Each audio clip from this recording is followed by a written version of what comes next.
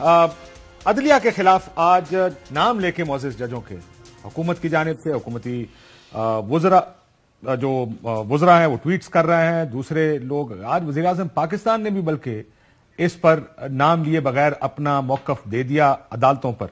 ایک audio leak آئی تھی چند دن پہلے, ایک نہیں ملٹیپل آڈیو لیکس, ایک معزز جج صاحب کی گفتگو کو لے کر پاکستان بار کونسل کا یہ ماننا تھا کہ اس کے اوپر تحقیق ہونی چاہیے, تحقیقات ہونی چاہیے ان لیکس کی, اور اگر یہ صحیح ہوں تو پھر اس کے مطابق آرٹیکل 209 کے تحت ایکشن لینا چاہیے. اسلام آباد ہائی کورٹ بار اس کے بالکل برعکس یہ کہتی ہے کہ یہ عدلیہ کی آزادی پر حملہ ہے. ہمارے ساتھ شعیب شاہین صاحب صدر اسلام آباد ہائی کورٹ بار اور chairman executive committee Pakistan bar council Hasan Raza صاحب موجود ہیں. سو دونوں کا موقف اس بارے میں جان لیتے ہیں. میں اس سے پہلے جو لیکس آئی تھیں, بہت سے لوگ یہ ان کا خیال ہے کہ یہ عمل غلط ہے. یہ لیکس جو آئی ہیں, یہ لیک کیونکہ لیگل نہیں ہے, اس وجہ سے اس کے اوپر انویسٹیگیشن نہیں ہونی چاہیے کہ لیک کی کس نے ہے. تو میں نے ایک واقعہ ریسنٹ پاسٹ کا فٹ بال سے ریلیٹڈ ہے, بتا دیتا ہوں. عموماً ہوتا ہی ہے کہ ہم ان وقت کے اور حالات کے مطابق یہ فیصلہ کرتے ہیں کہ اس کے اوپر ہم نے کیا کہنا. ایک فٹ بال کلب کے حوالے سے ایک ہیکنگ ہوئی اور اس ہیک کے نتیجے میں بہت سی مس اپروپریشن یا خرابیاں, جو فائنینشل خرابیاں تھیں, وہ سامنے لائی گئی.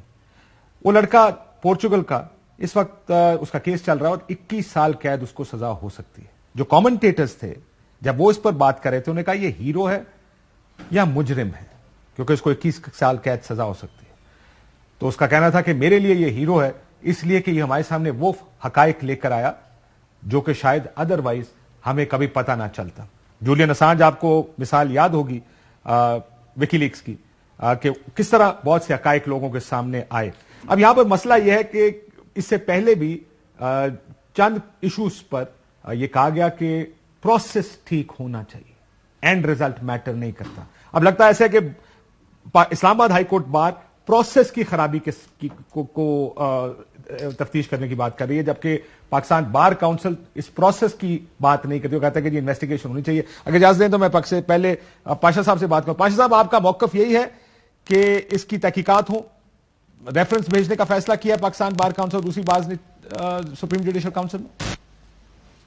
جی بالکل, ہمارا موقف ڈے ون سے یہ ہے کہ اس کی تحقیقات ہونی چاہیے.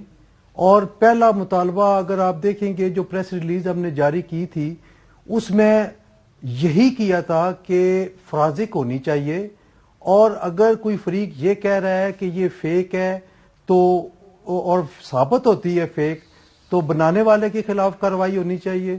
اور اگر یہ حقیقی ہے اور بالکل وہ اس پہ صحیح ہے, جو کہ اپیرنٹلی آوازیں جو ہیں وہ لگ رہی تھیں, تو پھر جج صاحب کو سٹیپ ڈاؤن کرنا چاہیے.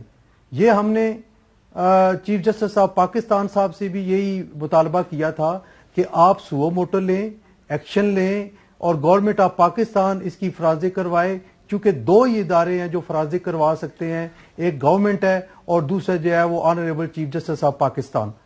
چونکہ کسی جانب لیکن پاشا صاحب, اس میں دوسرا سوال یہ ہے کہ آپ کیا یہ آپ کے خیال میں امٹیریل ہے کہ یہ لیکس کیسے ہوئیں, یہ ریکارڈنگ کس نے کی, اپنی یا اس طرح کی ریکارڈنگ پبلک کیوں کی گئی؟ آپ کا خیال ہے کہ اس کا کوئی یہ امٹیریل چیز ہے؟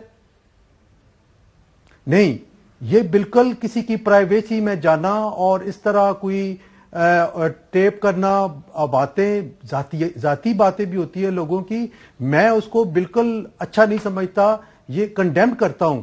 لیکن ایک چیز آ گئی ہے اور سامنے آئی ہے, پبلکلی آئی ہے, تو وہ جو ایک برائی تھی کہ جو غلطی ہے, میں سمجھتا ہوں کہ آپ کوئی بھی جو ہے وہ ریکارڈ کرتا ہے تو وہ غلطی اپنی جگہ پہ موجود ہے.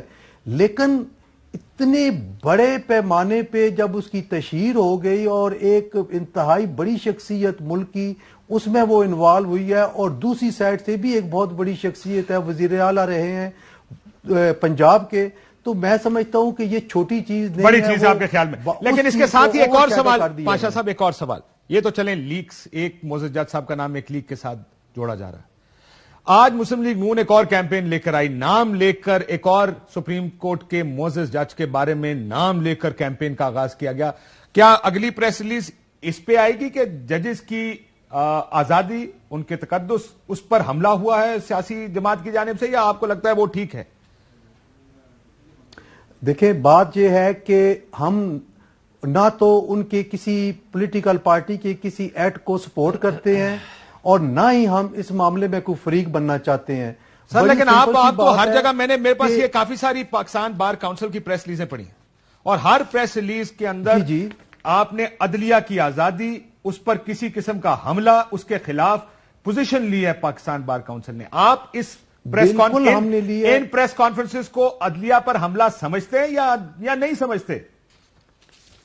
میری گزارش یہ ہے کہ ابھی اگر اس تناظر میں دیکھیں جو لیٹسٹ ہماری پریس ریلیز تھی اور جو ہم نے ریفرنس کی طرف گئے ہیں، تو اس میں اعلی عدلیہ میں پینڈنگ کیسز کے بارے میں بات ہوئی ہے. اس میں ایک ایسے ملزم کا نام لیا گیا ہے جو کہ قانون کو ریکوائرڈ تھا اور وہ تسلیم کیا گیا جی کہ وہاں گھر میں پہنچ گیا. تو یہ ہمیں تشویش لاحق ہوئی تھی جس کی وجہ سے ہم نے یہ سٹیپ لیا. نہیں سر، میں تو باقی پرانی خصوصاً جسٹس فائز عیسیٰ صاحب کا کیس تھا، جب اس پہ بڑی کلیئر پوزیشن تھی کہ حکومت نے غلط کیا یہ، اور حکومت کی جانب سے، اب تو حکومت خود مان جاؤ، اس وقت کی حکومت ہی خود کہہ رہی ہے ہم پہ پریشر ڈلوا کے کام کرایا گیا تھا.